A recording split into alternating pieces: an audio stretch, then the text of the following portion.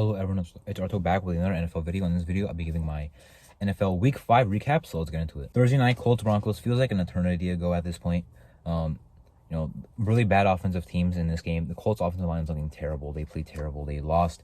They won. The Broncos lost. Now, Nathaniel Hackett looks very bad. Russell Wilson looks very bad himself. The Broncos defense still looks really good. The Colts defense still looks really good.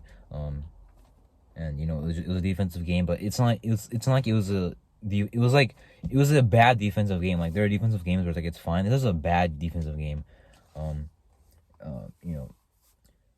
Did anyone deserve to win? I don't really know. Even if it tied, it would have been, I feel like, justified. If this is a game that I feel like would have been justified as a tie, because like, who really deserved to win? But the Colts did win. I did pick the Broncos to win, so I was wrong there. In London, the Giants and the Packers. The Giants are actually good. Saquon Barkley is back, I guess. This is 2018 Saquon Barkley is looking like. The Packers, I don't know what happened there. It looks like they choked the game. They didn't do enough in the second half. So their offense has to get it together. They look good in the first half, but then they kind of got shut down in the second half, like it did against Tampa Bay, like they did in Week 4. I'm not sure they played in Week 4, but I think they had a bad offensive game in that one as well. The Patriots, there you go. And I believe Week 2 they had a bad one as well. Or no, I think that was a good one. Week 1 was a bad offensive game. They've had 2 or 3 bad offensive games so far. Lions and the Patriots, this one shocked me. I mean, the Lions' #1 offense before this game got completely manhandled. I thought the Patriots defense was solid, but not this good. I mean, completely locked down literally to 0 points. They pitched a shutout the whole game.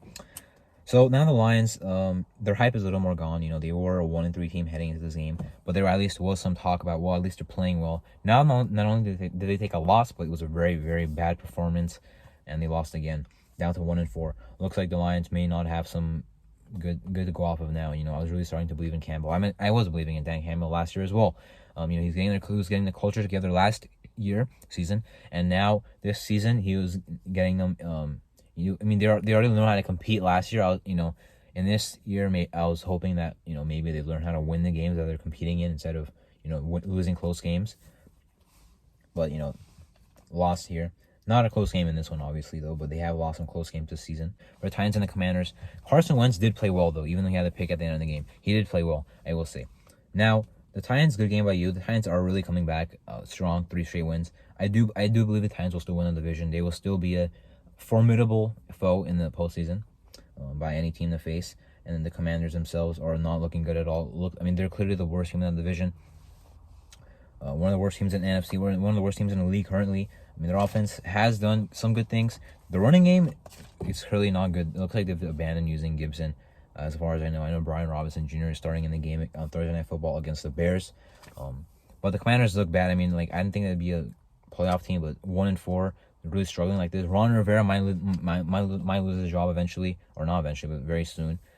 That's not something I expected either. They have to get their stuff together now because their division is running away from them. Chargers and the Browns.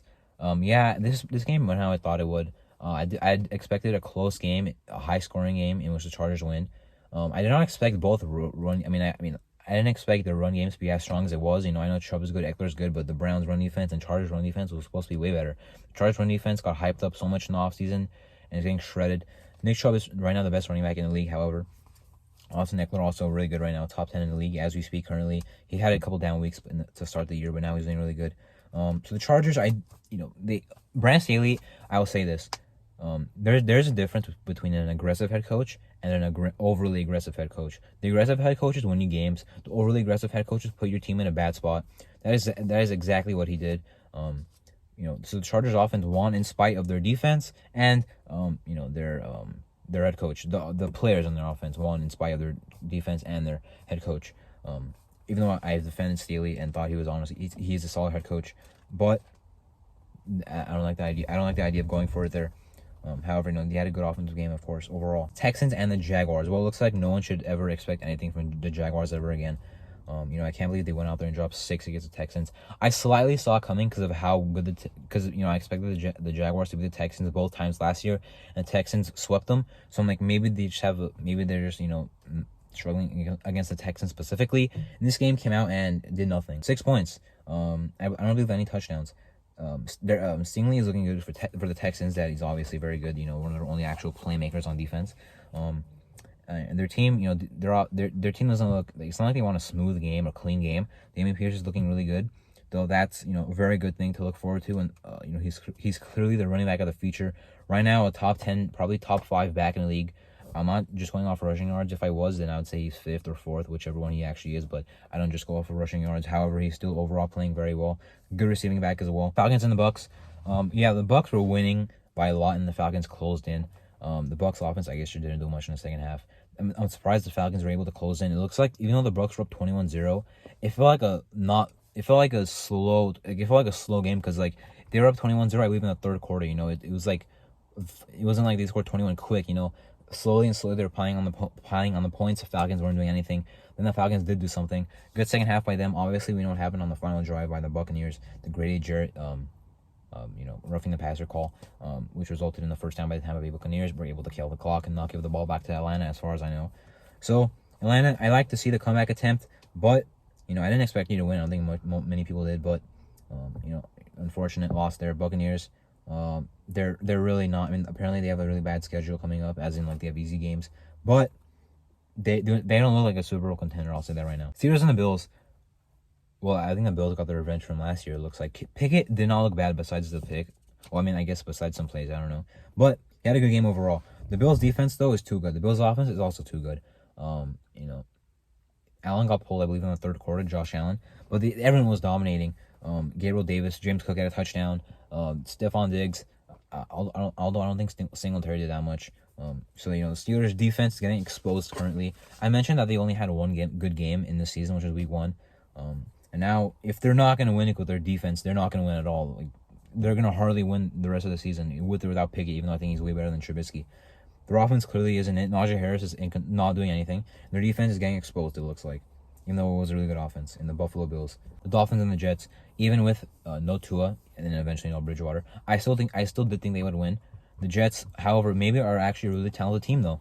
And now as I see this, they'll probably lose some games, and people will not think that anymore. Like the Dolphins, I don't know what to think. Like, not that long ago, they were looked at as one of the scariest teams in the league. Them and the Eagles, and now they're not doing anything and losing. The run defense looked bad. Although their on offense also looked good. Raheem Mostert with a nice game. That's nice to see. But the Jets, a blowout. That's surprising. The Dolphins defense has to get their stuff together. They have too much talent to be this bad. The Bears and the Vikings. Wow, the Vikings. When I think of the Vikings, I think of how they're playing first, and I think, okay, they're like mid-team. And I think of the record, which is actually 4-1. I'm like, wow, this team does not play like they're 4-1. They are playing like not like they're worse than 4-1. The Bears, I will give it to you. I did not expect their offense to come out there and play this well. Even though I believe I mentioned the Vikings defense has been very bad this year. Not bad, but worse than it should be. With their talent, as we've seen over the last 3 or 2 years. Even with a lot of good defensive pieces. So Bears, good offensive game. I was surprised to see that. But the Vikings barely won this game. Eventually I think they're gonna get a reality check. But right now they're riding high at 4-1, riding high in the division as well, which is not a very strong division, of course. But Green Bay is looked at as a Super Bowl contender, or at least a contender for the 1 seed until they do better in the playoffs. Seahawks and the Saints. It was a shootout again. This time Seattle lost in the shootout, but last week they won. So their offense continues to look good. Lockett with some good plays, Metcalf with some good plays. Unfortunately, Rashad Penny with the season-ending injury, but Kenneth Walker looked good. Not his touches will obviously go up. I believe he only had 8 rushes in this game. That's a big touchdown as well. Obviously, he's now the running back 1. Unfortunate thing that happened in their running back room, Chris Carson retiring because of the injury. Kenneth Walker now with his big injury, which I'm hearing is obviously it's season ending, but I'm hearing it's like worst. There might be even worse damage.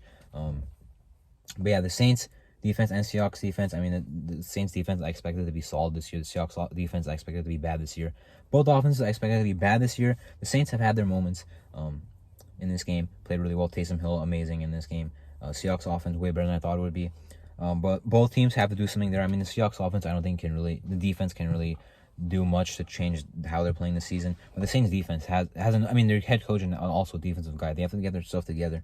They were a good team defensively with Dennis Allen, and defensive coordinator. Now he's a head coach. So Saints get their defense together because their offense is actually playing well, and I thought that they'd be winning because of opposite reasons, because of their defense, carrying their offense. 49ers and the Panthers. Matt Rule did get fired, I did think that this season was his final opportunity. Obviously, I was saying that they should not have fired him at the end of last season, which they didn't.